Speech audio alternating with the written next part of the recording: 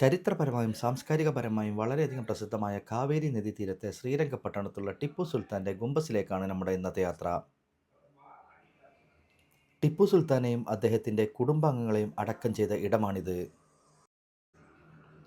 ഹൈദരാബാദിലെ കുതുബ് ഷാഹി ടോംബിൻ്റെയും ബീജാപൂരിലെ ഗോൾ ഗുംബസിൻ്റെയും മാതൃകയിലാണ് ഈ ടോംബിൻ്റെയും നിർമ്മാണം. ടിപ്പു സുൽത്താൻ്റെ പിതാവും മൈസൂർ ഭരണാധികാരിയുമായിരുന്ന ഹൈദർ അലി കാവേരി തീരത്തെ ഈ മനോഹരമായ പുൽമൈതാനിയിലുള്ള ഈ മാന്തോപ്പിലായിരുന്നു വൈകുന്നേരങ്ങളിൽ വിശ്രമിക്കാനും സമയം ചെലവഴിക്കാനുമായി എത്തിയിരുന്നത്. അതുകൊണ്ട് തന്നെയാവാം 1782 ഹൈദർ അലി മരിച്ചപ്പോൾ മകനായ ടിപ്പു സുൽത്താൻ തൻ്റെ പിതാവിന് ഏറ്റവും ഇഷ്ടപ്പെട്ടിടത്ത് തന്നെ അദ്ദേഹത്തിനായി അന്ത്യവിശ്രമം ഒരുക്കിയതും. പിന്നീട് 2 വർഷങ്ങൾക്കിപ്പുറം 1784 നമ്മളിപ്പോൾ കാണുന്ന രീതിയിൽ അദ്ദേഹത്തിൻ്റെ സ്മാരകമായ ഈ ടോംബിൻ്റെ പണി പൂർത്തീകരിക്കുന്നത്.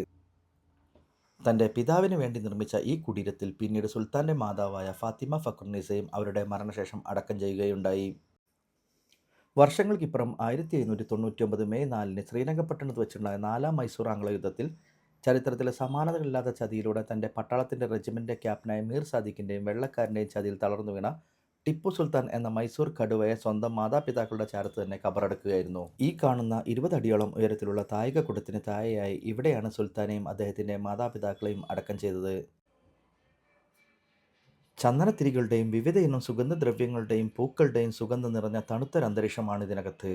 വരേൻ കടുവയുടെ നിറത്തോട് സാമ്യമുള്ള സുൽത്താൻ്റെ സാമ്രാജ്യത്തിൻ്റെ പതാകയുടെ നിറമാണ് ഇതിനകത്തെല്ലാം. സുൽത്താൻ്റെ കാലത്ത് ഈ കാണുന്ന വാതിലുകളെല്ലാം സ്വർണ്ണത്തിൽ നിർമ്മിച്ചവയായിരുന്നു. പിന്നീട് സുൽത്താൻ്റെ മരണശേഷം ബ്രിട്ടീഷുകാർ സുൽത്താൻ്റെ കോട്ടയും കൊട്ടാരവും കൊള്ളയടിക്കുകയും വിലപിടിപ്പുള്ള വസ്തുക്കൾ അവരുടെ നാട്ടിലേക്ക് കയറ്റിക്കൊണ്ടുപോവുകയും ചെയ്തു. ഇപ്പോൾ കാണുന്ന ഈ വാതിലുകളെല്ലാം മൈസൂർ മഹാരാജാവായിരുന്ന കൃഷ്ണരാജ വോഡയാർ നിർമ്മിച്ചു നൽകിയതാണ്. ഇവിടെ നിന്ന് കൊള്ളയടിക്കപ്പെട്ടവയിൽ ചിലതെല്ലാം ഇപ്പോഴും ലണ്ടനിലെ ആൽബർട്ട് മ്യൂസിയത്തിൽ പ്രദർശിപ്പിച്ചിട്ടുണ്ട്.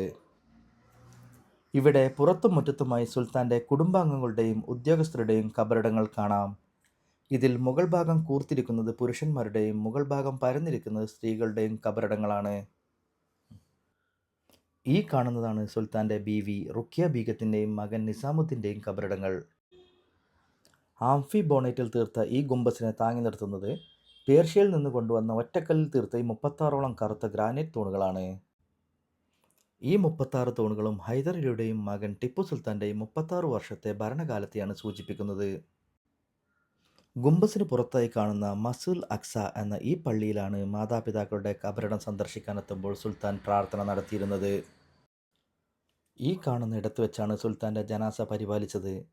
ഇപ്പോൾ ഇവിടം ഒരു ചെറിയ ഗാർഡനായി നിലനിർത്തിയിരിക്കുന്നു.